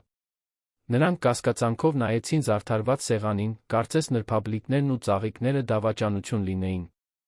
Ինչու եք դա արել, հարցրեց Միքայելը։ Լաձայնը լի էր մի մեղադրանքով, որը հույսը չէր սպասում։ Որովհետ ուզում էի ձեզ համար համեղ բան պատրաստել։ Այսօր մայրերի օրն է, ասաց Գաբրիելը, բառերն արտասանելով, կարծես դրանք հայհոյանք լինեին։ Դուք մեր մայրը չեք։ Ոչ, չեմ։ Բայց մինույն է, կարող եմ ձեր մասին հոգ տանել։ Մեր մայրն էլ էր մեր մասին հոգ տանում, ասաց Սամուելը, նրա ձայնը փոքր, բայց զայրույթով լի։ Եվ գնաց։ Հույսը հասկացավ, որ սխալ է գործել։ Ոչ թե հատուկ նախաճաշ պատրաստելով, այլ չնկատելով, որ այդ օրը ցանկացած լրացուցիչ քնքշության դրսորում կմեկնաբանվեր որպես իրենց կորցրածը փոխարինելու փորձ։ Դուք ճիշտ եք, ասաց նա, նստելով սեղանի շուրջ նրանց հետ։ Ես ձեր մայրը չեմ։ Եվ գուցե պետք է նախապես հարցնեի, թե արդյոք դուք ուզում եք, որ ես այսօր հատուկ բան անեմ։ Գաբրիելը հրեց նրբաբլիթների ափսեն, դիտմամբ թափելով հյութը։ Մենք ոչ մի հատուկ բան չենք ուզում։ Մենք ուզում ենք, որ բոլորը դադարեն ծածնելուց, թե ամեն ինչ լավ է, երբ այդպես չէ։ Իսկ ինչ եք ուզում, որ ես անեմ, անկեղծորեն հարցրեց հույսը։ Ուզում ենք, որ… Դուք խոստովանեք, որ դուք եք գնալու, ասաց Միքայելը, նրա բառերը դուրս թռան որպես դիպուկ նետեր։ Բոլորը գնում են։ Դա պարզապես ժամանակի հարց է։ Ես չեմ գնա։ Բոլորն այդպես են ասում։ Բայց բոլորը ստում են։ Սամուելը ոտքի կանգնեց, սկսեց անհանգիստ քայլերով շրջել խոհանոցում։ Նարինե մորաքույրն ասաց, որ կմնա։ Նրանից առաջ Կարինե մորաքույրն էլ ասաց։ Բոլորն այդպես են ասում ու բոլորը գնում են, երբ մենք շատ դժվար ենք դառնում։ Գաբրիելը միացավ եղբորը, նրա անհանգստությունը աճում էր ամեն վայրկյան։ Մենք միշտ դժվար ենք դառնում, որովհետև մենք դժվար ենք։ Դա հնարավոր չէ ուղղել։ Հույսը դիտում էր, թե ինչպես են երեքը պարույրած իջնում, զգալով նրանց ցավը, կարծես դա իրենը լիներ։ Նա գիտեր, որ սա վճռորոշ պահն է, վերջնական փորձությունը, որը նրանք պատրաստում էին իր գալուց ի վեր։ Ուզում եք հիմա ինձ համար դժվար լինել, հանգիստ հարցրեց նա։ Մենք արդեն դժվար ենք, գոռաց Գաբրիելը, վերցնելով ծաղիկներով ծաղկամանը գցելով հատակին։ Ապակու փշրվելու ձայնը խոհանոցում արձագանքեց որպես կրակոց։ Միքայելը հիացավ ավերածությանը, շուռ տալով աթոռները նրբաբլիթները գցելով հատակին։ Վերջ։ Հիմա արդեն կարող եք գնալ։ Արդեն կարող եք ասել, որ մենք անտանելի ենք։ Սամուելը սկսեց լաց լինել, բայց դա զայրույթի լաց էր, ոչ թե տխրության։ Ես ատում եմ կիրակին։ Ատում եմ մայրերի օրը։ Ատում եմ, որ բոլորը մայր ունեն, բացի մեզանից։ Ավերածությունը շարունակվեց մի քանի րոպե։ Նրանք կոտրեցին ափսեներ, շուռ տվեցին մթերքներ, ուտելիքը տարածեցին հատակին։ Եվ հույսը մնաց այնտեղ, նստած սեղանի շուրջ, դիտելով ամեն ինչ, առանց փորձելու միջամտել։ Չգոռաց, չփորձեց նրանց կանգնեցնել, չսպառնաց գնալ։ Երբ վերջապես ուժ չմնաց ավերածությունը շարունակելու, երեքն էլ շրջվեցին դեպի նա, սպասելով այն արձագանքին, որը լավ գիտեին։ Սարսափ, վրդովմունք, հայտարարություն, որ նրանք չափն անցել են։ Բայց հույսը պարզապես ասաց. Ավարտեցիք։ Թե… Դեռ պետք է ավելի շատ բաներ կոտրեք։ Հարցը նրանց լիովին անակնկալի բերեց։ Դուք չեք գնա, հարցրեց Սամուելը հեկեկոցների միջից։ Ոչ։ Բայց մենք ամեն ինչ ջարդեցինք։ Իսկ ինչ։ Դրանք պարզապես իրեր են։ Կարելի է մաքրել, վերանորոգել կամ փոխարինել։ Դուք ավելի կարող եք, քան այս տան ցանկացած իր։ Գաբրիելը, դեռ զայրույթի մեջ, վազեց խոհանոցից դուրս։ Հույսը լսեց նրա քայլերի ձայնը, որոնք արագ բարձրանում էին աստիճաններով։ Մի քանի րոպե անց նա վերադարձավ, ձեռքերում ինչ-որ բան բռնած։ Նրա աստվածաշունչը։ Եթե դուք չեք գնա կոտրված իրերի պատճառով, ասաց նա, գիրքը գլխավերում պահելով, գուցե գնաք սրա պատճառով։ Եվ նախքան որը մեկը կկարողանար արձագանքել, նա գիրքը գցեց հատակին, սկսեց ոտքերով տրորել, պատռելով այն էջերը, որոնց կարողանում էր հասնել։ Միքայելն ու Սամուելը միացան նրան, համակարգված կերպով ոչնչացնելով այն առարկան, որը գիտեին, որ ամենակարողն է հույսի համար։ Հույսը դիտում էր իր աստվածաշնչի ոչնչացումը, այն գրքի, որն իրեն ուղեկցում էր ավելի քան 20 տարի, որը եղել էր իր մխիթարության աղբյուրը կյանքի ամենադժվար պահերին, որը կրում էր տասնամյակների հավատքի նշումներ ընդգծումներ։ Այն էջերը, որտեղ նա ուժ էր գտնում դժվար առավոտներին, այն համարները, որոնք օգնել էին նրան հաղթահարել իր դստեր մահը, այն խոսքերը, որոնք նրան ուղղորդել էին դեպի այդ տուն։ Երբ ավարտեցին, երեքն էլ նայեցին նրան մարտահրավերի սարսափի խառնուրդով։ Նրանք անցել էին ցանկացած սահման, որը երբեք փորձարկել էին մեծահասակի հետ։ Հետդարձի ճանապարհ չկար։ Հույսը նայեց իր աստվածաշնչի մնացորդներին, որոնք լված էին խոհանոցի հատակին։ Զգաց, թե ինչպես արցունքներն այրեցին իր աչքերը, բայց ոչ զայրույթից, հասկացողությունից։ Այդ երեք երեխաները հենց նոր ոչնչացրել էին այն, ինչն ամենաթանկն էր իր համար, որովհետև պետք է վստահ լինեին, որ նա իրենց սիրում է ավելի շատ, քան ցանկացած առարկա, ավելի շատ, քան իր սեփական իրերը, ավելի շատ, քան իր սեփական հարմարավետությունը։ Դանդաղ, նա ոտքի կանգնեց աթոռից ծնկի իջավ հատակին, ապակու կտորների պատռված էջերի մեջ։ Եվ հետո, տղաների համար լիակատար անակնկալ, նա սկսեց լաց լինել։ Բայց նա չէր լալիս զայրույթից կամ հիասթափությունից։ Նա լալիս էր կարեկցանքից։ Ես հասկանում եմ, ասաց նա արցունքների միջից։ Հասկանում եմ, թե ինչու դուք դա արեցիք։ Դուք պետք է վստահ լինեիք, որ ես ձեզ սիրում եմ ավելի շատ, քան աշխարհի ցանկացած այլ բան։ Եվ գուշակեք։ Դուք ճիշտ եք։ Տղաները միմյանց նայեցին, լիովին կորած։ Մյուս դայակները զայրույթից էին լաց լինում, երբ նրանք շատ վատ բաներ էին անում։ Հույսը լաց էր լինում, բայց դա կարծես լացի այլ տեսակ լիներ։ Դուք լաց եք լինում, որովհետև մեզան։ Ից բարկացաք, հարցրեց Սամուելը, նրա սեփական զայրույթը սկսում էր տեղի տալ շփոթությանը։ Ես լաց եմ լինում, որովհետև դուք տառապում եք։ Եվ որովհետև հասկանում եմ, թե ինչու էիք դուք պետք ինձ այսպես փորձել։ Դուք պետք է վստահ լինեիք, որ ես չեմ գնա, նույնիսկ եթե դուք ոչնչացնեք այն, ինչն ամենակարողն է ինձ համար։ Գաբրիելը, որը դեռ պատրաստ էր կռվի, զգաց, թե ինչպես իր ողջ զայրույթը վերածվեց մի բանի, որի անունը չգիտեր։ Եվ դուք չեք գնա։ Ոչ, սիրելիս։ Չեմ գնա։ Կարող եք ոչնչացնել իմ աստվածաշունչը, կարող եք ջարդել այս տան ամեն ինչ, կարող եք ամեն օր ինձ վրա գոռալ։ Ես չեմ գնա։ Որովհետև այն տեղը, որտեղ ես պետք է լինեմ, այստեղ է, ձեզ հետ։ Միքայելը դանդաղ մոտեցավ, նայելով հատակին ընկած պատռված էջերին։ Բայց մենք ոչնչացրինք ձեր ամենակարող բանը։ Ոչ, ասաց հույսը, ձեռքերը մեկնելով նրանց։ Իմ կյանքի ամենակարող բանը դուք եք։ Մնացած ամեն ինչ կարելի է փոխարինել։ Ձեզ, ոչ։ Սամուելն առաջինը վազեց նրա գիրկը, նրան հետեցին Միքայելը, վերջապես Գաբրիելը։ Չորսով նրանք մնացին այնտեղ, ծնկի իջած ավերվ։ Ած խոհանոցի հատակին, առաջին անգամ միասին լաց լինելով։ Ներողություն, շշնջաց Գաբրիելը նրա ուսին։ Ներողություն ձեր աստվածաշունչը փչացնելու համար։ Ներողություն անտանելի լինելու համար, մրմնջաց Միքայելը։ Ներողություն իսկական մայր չունենալու համար, լաց եղավ Սամուելը։ Հույսը սեղմեց երեքին իրեն, զգալով, կարծես սիրտը կպայթեր սիրո ցավի այդքան խառնուրդից։ Դուք ոչ մի բանի համար ներողություն խնդրելու կարիք չունեք։ Դուք անտանելի չեք։ Դուք երեխաներ եք, որոնք շատ դժվար բաների միջով են անցել, փորձում են հասկանալ, թե ինչպես նորից վստահել։ Դա աշխարհի ամենաքաջ բանն է։ Նրանք այդպես մնացին երկար ժամանակ, մինչ արցունքները չորացան, բոլորի շնչառությունը վերադարձավ նորմալ հուն։ Երբ վերջապես բաժանվեցին, Գաբրիելը նայեց շուրջ բոլորը տիրող անկարգությանը։ Իսկ հիմա։ Պետք է այս ամենը մաքրենք։ Միասին կմաքրենք, ասաց հույսը։ Եվ հետո միծ կգտնենք, որ դուք ինձ օգնեք նոր աստվածաշունչ գնել։ Ինչ կասեք։ Մինչ նրանք մաքրում էին կտորները հավաքում պատրված էջերը, տանը մի հիմնարար բան էր փող։ Վել։ Տղաներն այլս չէին ստուգում, արդյոք հույսը կմնա։ Հիմա գիտեին, որ նա կմնա։ Եվ 3 տարվա մեջ առաջին անգամ մայրերի օրը միայն կորստի մասին չէր։ Այն ընտրության մասին էր։ Որոշել սիրել նույնիսկ երբ դժվար է, մնալ նույնիսկ երբ ցավեցնում է, ընտանիք կառուցել ոչ միայն արյունով, այլ ներկայությամբ, համբերությամբ, անվերապահ ընդունմամբ։ Երբ Կարենը այդ երեկո տուն հասավ, գտավ կատարյալ մաքուր խոհանոցը տղաներին, որոնք օգնում էին հույսին ընթրիք պատրաստել, նա հասկացավ, որ ինչ-որ բան ընդմիշտ փոխվել է։ Չհարցրեց, թե ինչ է տեղի ունեցել։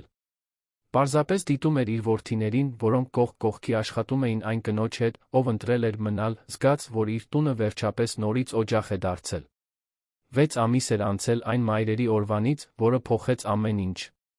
Կարենի տունը կենտրոնում այլս նույնը չէր։ Ծանր լռությունը փոխարինվել էր ինքնաբուխ ծիծաղով, ընթրիքի ընթացքում զրույցներով մի խաղաղությամբ, որը կարելի էր զգալ մուտքի մոտ ոտք դնելու պահից։ 3 տղաները դեռ ճանաչելիորեն Միքայելն էին, Գաբրիելը, Սամուելը։ Նրանք նում էին իրենց յուրահատուկ անհատականությունները, իրենց անհատական նախասիրությունները, աշխարհը տեսնելու իրենց առանձնահատուկ ձերը։ Բայց մի հիմնարար բան էր փոխվել նրանց, կյանքի շրջապատի մարդկանց հետ հարաբերվելու ձում։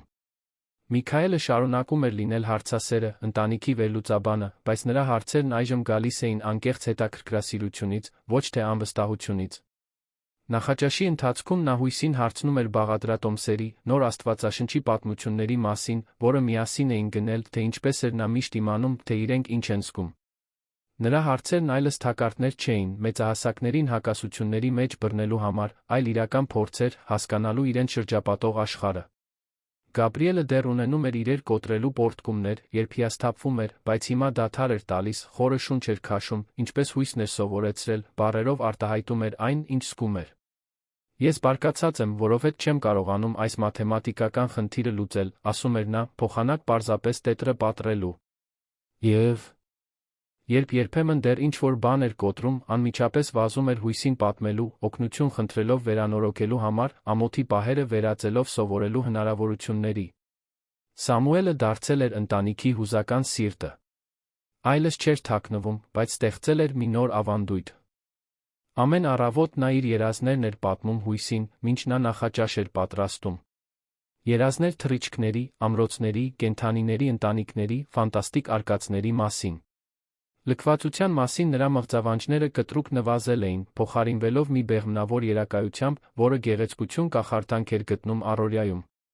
Կարենը դիտում էր այս վերափոխումները երախտագիտության մի ավելի խորը բանի խառնուրդով, որն օրեցօր աճում էր իր ներսում։ Սկզբում նա հույսին տեսնում էր որպես իր որդիների փրկություն։ Մեկին, ով ունակ էր նրանց համար անելու այն, ինչ ինքը, չնայած ողջ սիրուն ռեսուրսներին, չէր կարողացել անել։ Բայց ամիսների ընթացքում սկսեց հասկանալ, որ նա ոչ միայն փրկել էր իր որդիներին։ Նա փրկել էր իրեն։ Այն ձև, որով հույսը խոսում էր նրա հետ տղաների մասին, միշտ ընդգծելով նրանց որակները, նախքան որ է դժվարություն հիշատակելը, փոխել էր այն տեսակետը, որ Կարենն ուներ իր որպես հոր մասին։ 3 տարի նա իրեն տեսնում էր որպես ձախողակ, մի մարդ, ով անկարող էր իր որդիներին տալ այն, ինչ նրանց պետք էր։ Հույսը ցույց տվ. որ նա արել էր ամենակարողը։ Նա մնացել էր։ Դուք երբեք չհանձնվեցիք նրանցից, ասաց նա մի գիշեր, երբ Կարենը խոստովանեց, որ իրեն մեղավոր է զգում նրանց միայնակ օգնել չկարողանալու համար։ Նույնիսկ երբ մոլորված էիք, նույնիսկ երբ չգիտեիք ինչ անել, դուք մնացիք։ Դա սեր է, պարոն Կարեն։ Իսկական սեր։ Նրանց միջ զրույցները զարգացել էին երեխաների վարքի մասին զեկույցներից դեպի անկեղծ փոխանակումներ կյանքի, երազանքների, վախերի, հույսերի մասին։ Կարենը բացահայտեց, որ հույսը կորցրել էր իր դստերը 7 տարեկանում, մի հիվանդության զոհ, որը բժիշկները չէին կարողացել բուժել։ Տարիներ էր անցկացրել խորը դեպրեսիայի մեջ, կասկածի տակ դնելով իր հավատքը, մինչ որ իմաստ գտավ հոգ տանելու այլ երեխաների մասին, ովքեր սիրո կայունության կարիք ունեին։ Այդ պատճառով եք դուք մեզ մոտ եկել, ասաց Կարենը մի գիշեր, վերջապես հասկանալով. դա պատահականություն չէր։ Երբեք պատահականություն չի լինում, պատասխանեց հույսը խաղաղ ժպիտով։ Աստված մի հետաքրքիր ձուն ունի ճիշտ մարդկանց ճիշտ տեղում ճիշտ ժամանակին դնելու։ Դուք իմ կարիքն ունեիք, ես՝ ձեր։ Իմ դուս։ Տրը անին, հիմա տղաների տարիքին կլիներ։ Երբեմն, երբ տեսնում եմ երեքին այգում վազելիս, զգում եմ, կարծես նա էլ է այնտեղ, միասին խաղում է։ Հենց այդ գիշերային զրույցների ընթացքում, երբ երեխաները քնելու էին գնում, Կարենը հասկացավ, որ սիրահարվում է հույսին։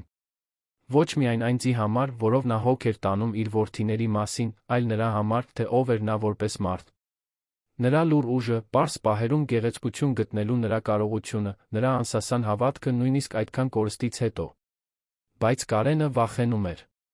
Վախենում էր փչացնել այն կատարյալ հավասարակշռությունը, որը նրանք գտել էին։ Վախենում էր, որ իր զգացմունքները փոխադարձ չեն լինի։ Վախենում էր, որ ինչ-որ կերպ ռոմանտիկան ընտանեկան դինամիկայի հետ խառնելը կարող է վնասել այն անհավանական առաջընթացին, որը տղաները գրանցել էին։ Հենց տղաներն էին, որ հարցը ստիպեցին առաջ քաշել։ Մի շաբաթ օր, մինչ հույսը հյուրասենյակում հագուստ էր ծալում, իսկ Կարենն աշխատում էր նոթբուքով, Միքայելը մոտեցավ հորը լուրջ արտահայտությամբ. Հայրիկ, կարող եմ մի կարևոր հարց տա։ Իհարկե, որդիս։ Հույս մորաքույրը ընդմիշտ մեզ հետ կմնա։ Կարենը տատանվեց, չիմանալով, թե ինչպես պատասխանել։ Ինչու ես դա հարցնում։ Որովհետև մենք նրան շատ ենք սիրում։ Եվ նա կարծես մեզ շատ է սիրում։ Եվ դու էլ կարծես նրան շատ ես սիրում։ Գաբրիելն ու Սամուելը մոտեցան, ակնհայտորեն մասնակցելով մի զրույցի, որը միասին էին ծրագրել։ Մենք խոսել ենք, ասաց Գաբրիելը, ստանձնելով խոսնակի դերը։ Եվ որոշել ենք, որ ուզում ենք, որ հույս մորաքույրը մեր իսկական ընտանիքը լինի։ Ինչպես։ Որպես մեր մայր, պարզապես ասաց Սամուելը։ Ոչ թե մեր գնացած մորը փոխարինելու համար, այլ լինելու մեր մնացող մայրը։ Կարենը նայեց իր երեք որդիներին, նրանց մեջ տեսնելով մի հուզական հասունություն, որը տպավորեց նրան։ Նրանք գտել էին անցյալը հարգելու ներկան ընդունելու միծ։ Իսկ ինչպես եք կարծում, դա կարող է տեղի ունենալ։ Միքայելը աչքերը տնկեց 6-ամյա երեխայի բնորոշ անհամբերությամբ, բախվելով մեծահասակների դանդաղկոտությանը։ Ակնհայտ է, հայրիկ։ Դու ամուսնացիր նրա հետ։ Զրույցն ընդհատվեց հույսի գալով, որն ավարտել էր հագուստը ծալելը, մոտենում էր հետաքրքիր ժպիտով։ Ինչ եք այդքան լրջորեն խոսում այնտեղ։ Երեք տղաները միմյանց նայեցին, լուռ ու կոլեկտիվ որոշմամբ Գաբրիելը հայտարարեց. Մենք հայրիկին համոզում ենք քեզ հետ ամուսնանալ։ Հաջորդած լռությունը լի էր հուզմունքով։ Հույսը նայեց Կարենին, որը կարմրել էր ամոթից զարմանքից։ Կարենը նայեց հույսին, փորձելով վերծանել նրա արտահայտությունը։ Եվ երեք տղաները նայեցին երկու մեծահասակներին, սպասելով իրենց ուղիղ առաջարկի պատասխանին։ Տղաներ, վերջապես ասաց հույսը, նրա ձայնը մեղմ, բայց պարզ, ամուսնությունը շատ լուրջ որոշում է, որը մեծահասակները պետք է միասին կայացնեն։ Դա մի բան չէ, որ որոշվում է, որովհետև երեխաներն են ուզում։ Բայց դուք կցանկանայիք, պնդեց Սամուելը։ Եթե հայրիկը խնդրեր, դուք կամուսնանայիք նրա հետ։ Հույսն ուղիղ նայեց Կարենին, նա նրա աչքերում տեսավ մի խոցելիություն, որը նա հազվադեպ էր ցույց տալիս։ Դա մի հարց է, որը նա պետք է ինձ տար, երբ մենք մենակ լինեինք։ Այդ գիշեր, երբ տղաները քնելու գնացին, Կարենն ու հույսը հանդիպեցին խոհանոցում իրենց սովորական զրույցի համար։ Բայց այս անգամ օդը լի էր մի այլ լարվածությամբ, մի սպասումով, որը նրանցից ոչ մեկը չգիտեր, թե ինչպես մոտենալ։ Ներողություն այսօր։ Վա տղաների նրբանկատության համար, ասաց Կարենը, փորձելով կոտրել սառույցը։ Նրանք իրենց տակտով հայտնի չեն։ Նրանք անկեղծ են։ Դա հիանալի որակ է։ Հույսը երկուսի համար թեյ լցրեց, մի ծես, որը նրանք մշակել էին ամիսների ընթացքում։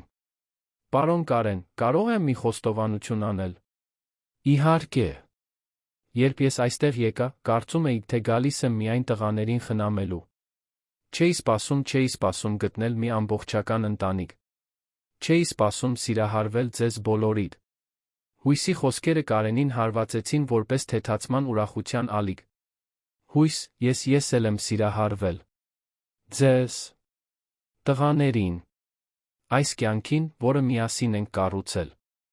Բայց չէի ուզում ճնշել, չէի ուզում փչացնել։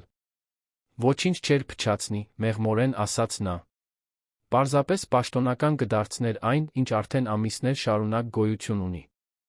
Այդ գիշեր, ծանոթանալուց ի վեր առաջին անգամ Կարենն ու հույսը խոսեցին ոչ թե որպես գործատու աշխատող, ոչ թե որպես հայր-դայակ, այլ որպես տղամարդ կին, ովքեր սեր էին գտել մի ձով, որը նրանցից ոչ մեկը չէր ծրագրել։ 2 շաբաթ անց Կարենը ծրագիր ուներ։ Բայց ոչ թե թանկարժեք ռեստորաններով կամ մեծ ռոմանտիկ ժեստերով մշակված ծրագիր։ Նա ծրագիր ուներ, որը ներառում էր հույսի կյանքի 3 ամենակարևոր մարդկանց՝ Միքայելին, Գաբրիելին, Սամուելին։ Մի կիրակի օր նա հայտարարեց, որ ուզում է հատուկ ընթրիք կազմակերպել այգում։ Տղաները արդեն ծրագրի հանցակիցները օգնեցին զարդարել տարածքը լույսերով, որոնք պահպանվել էին վերջին Սուրբ Ծննդից, ծաղիկներով, որոնք իրենք էին տնկել շաբաթներ առաջ, մի սեղանով, զարդարված այն պարզ էլեգանտությամբ, որը գիտեր, որ հույսը կգնահատեր։ Երբ նա իջավ տեսավ պատրաստությունը, սկզբում բողոքեց. «Պարոն Կարեն, այսքան աշխատանքի կարիք չկար»։ «Դա աշխատանք չէր», ասաց Միքայելը, հպարտ իր մասնակցությամբ։ «Դա սեր էր»։ Ընթրիքի ընթացքում տղաներից յուրաքանչյուրը մի փոքր ճառ ասաց, որը պատրաստել էին։ Միքայելը խոսեց այն մասին, թե ինչպես էր հույսն իրեն սովորեցրել, որ հարցերը լավ են, բայց որոշ պատասխաններ գալիս են միայն ժամանակի վստահության հետ։ Գաբրիելը պատմեց, թե ինչպես էր նա իրեն ցույց տվել, որ ուժեղ զգացմունքները վատ չեն, պարզապես պետք է կառուցողականորեն ուղղորդվեն։ Սամուելը, զարգացրած զարմանալի պերճախոսությամբ, ասաց, որ հույսն իրեն սովորեցրել է, որ թաքնվելը ոչնչից չի պաշտպանում, բայց բացվելը թույլ է տալիս, որ սերը ներս մտնի։ Եվ մենք ուզում ենք, որ դուք իմանաք, ասաց Գաբրիելը, որ դուք արդեն մեր ընտանիքն եք։ Բայց մենք ուզում ենք, որ դա պաշտոնական լինի։ Հենց այդ ժամանակ Կարենը ոտքի կանգնեց, գրպանից հանեց մի փոքրիկ տուփ ծնկի իջավ հույսի առաջ։ Բայց նա մենակ չէր։ 3 տղաները ծնկի իջան նրա կողքին։ «Հույս Պետրոսյան», ասաց Կարենը, նրա ձայնը խեղդվում էր հուզմունքից, «դուք լույս բերեցիք մեր տուն, խաղաղություն մեր սրտ։ Երին ինձ սովորեցրիք, որ ընտանիքը միայն արյան մասին չէ։ Այն ընտրության մասին է։ Ամեն օր դուք ընտրում եք մնալ մեզ հետ։ Ամեն օր դուք ընտրում եք սիրել մեզ։ Մենք ուզում ենք նույն ընտրությունը կատարել ձեզ համար։ Ընդմիշտ»։ Նա բացեց տուփը, բացահայտելով մի պարզ մատանի, 4 փոքր քարերով։ «Մեկը մեզանից յուրաքանչյուրի համար», բացատրեց Միքայելը, ինչպես պայմանավորվել էին։ «Կամուսնանաս մեզ հետ», հարցրեց Սամուելը այն պարզությամբ, որն ավելի պարզ էր դարձնում բոլոր կարևոր բաները։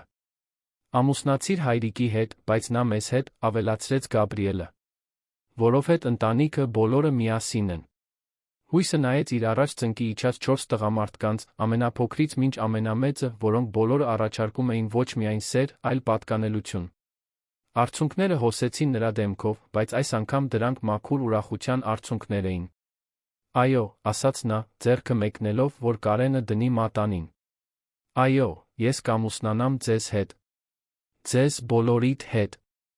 Հաջորդեց ինքնաբուխ ուրախ տոնակատարություն, տղաները պարում էին այգում Կարենի։ Հեռախոսից երաժշտություն էր հնչում, այն զգացումը, որ կյանքը, վերջապես, դասավորվել էր այնպես, ինչպես պետք է լիներ։ Հարսանիքը տեղի ունեցավ 3 ամիս անց, թաղամասի եկեղեցում պարզ արարողությամբ։ 3 տղաները խաչեղբայրներն էին, հպարտ հանդիսավորությամբ կրելով մատանիները։ Չկային մեծ խնջույքներ կամ հայտնի հյուրեր։ Միայն մտերիմ ընկերներ, Կարենի մի քանի գործընկերներ, այն ընտանիքը, որը նրանք միասին էին կառուցել։ Հարսանիքից 1 տարի անց եկավ այն լուրը, որը կամբողջացներ ընտանիքի փրկության շրջանը։ Հույսը հղի էր։ Աղջիկ է լինելու, հայտարարեց բժիշկը ուլտրաձայնային հետազոտության ժամանակ, Կարենը արցունքներ տեսավ իր կնոջ աչքերում։ «Ինչ ենք նրա անունը դնելու», հարցրեց Միքայելը, որը տպավորիչ լրջությամբ ստանձնել էր պաշտպանող ավագ եղբոր դերը։ Հույսը նայեց Կարենին, հետո 3 տղաներին ասաց. «Անի Լուսինե։ Անի, ի պատիվ իմ առաջին դստեր, որն այժմ երկնքում է։ Եվ Լուսինե, ի պատիվ ձեր մոր, որը միշտ կլինի այս ընտանիքի պատմության մի մասը»։ Գաբրիելն էր, որ առաջինը հասկացավ ժեստի մեծությունը։ «Դուք բարկացած չեք մեր մոր վրա, որ գնացել է»։ «Ոչ, սիրելիս։ Ես երախտապարտ եմ նրան։ Եթե նա չգնար, ես երբեք ձեզ չէի գտնի։ Երբեմն Աստծո ուղիները խորհրդավոր են, բայց միշտ մեզ տանում են այնտեղ, որտեղ մենք պետք է լինենք։ Անի Լուսինեն ծնվեց մի գարնանային առավոտ, շրջապատված ավելի շատ սիրով, քան որը երեխա կարող էր կարիք ունենալ։ Երեք եղբայրները հերթով գրկում էին նրան, երգում էին, որ նա քնի, խոստացան ընդմիշտ պաշտպանել նրան։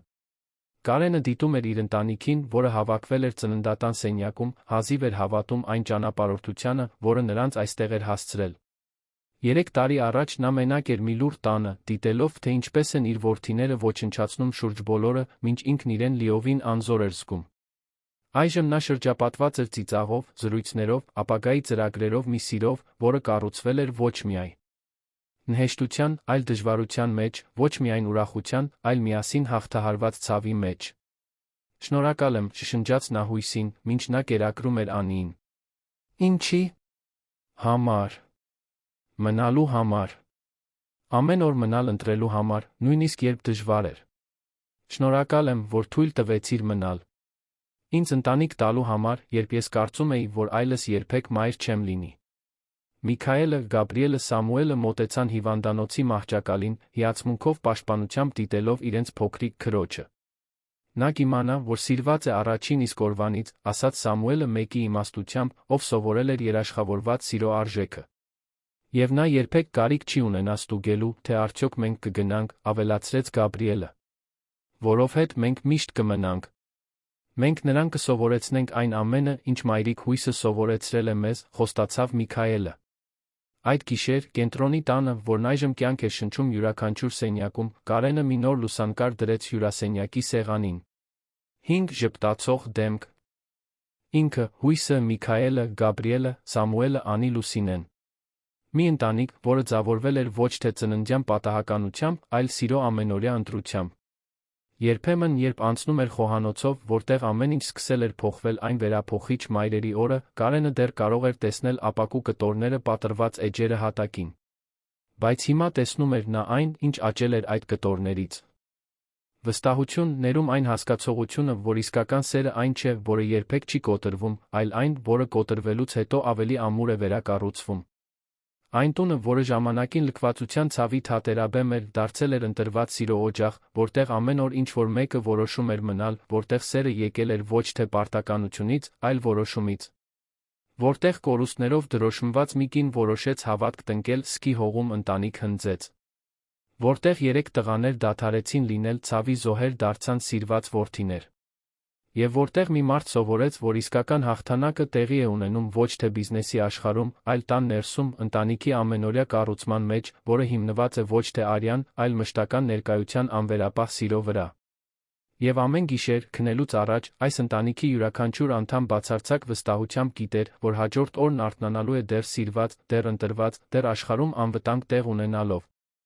Հենց դա էր, որ տունը դարձնում էր օջախ։ Ոչ թե պատերը կամ կահույքը, այլ այն լուռ խոստումը, որ ինչ էլ պատահի, ոչ ոք մենակ չի դիմակայի կյանքին։ Եվ այսպես, սիրելի ունկնդիրներ, մենք հասանք Կարենի, Հույսի, Միքայելի, Գաբրիելի, Սամուելի փոքրիկ Անի Լուսինեի այս ճանապարհորդության ավարտին։ Մի պատմություն, որը մեզ հիշեցնում է, որ ամենագեղեցիկ ընտանիքներն այն են, որոնք կառուցվում են օրեցօր սիրո, համբերության մնալու գիտակցված ընտրություններով։ Եթե այս պատմությունը հուզեց ձեր սիրտը, ինչպես հուզեց մերը, դրեք ձեր հավանումը ներքում, բաժանորդագրվեք մեր ալիքին, ստանալու ավելի շատ պատմություններ, որոնք ուղիղ խոսում են հոգու հետ, մեկնաբանություններում պատմեք, թե որ պահն ամենաշատը հուզեց ձեզ։ Որովհետև մենք հավատում ենք, որ պատմությունները ուժ ունեն մեզ կապելու, մեզ սովորեցնելու, մեզ հիշեցնելու, որ սերը միշտ ճանապարհ է գտնում, նույնիսկ ամենադժվար պահերին։ Մինչ մեր հաջորդ պատմությունը, թող ձեզ հետ լինի այն վստահությունը, որ երբեք ուշ չէ նորից սկսելու համար, որ յուրաքանչյուր ընտանիք կարող է բուժվել, երբ առկա է իսկական սեր։ Ջերմ գրկախա։ Ռնություն մինչ հաջորդ հանդիպում։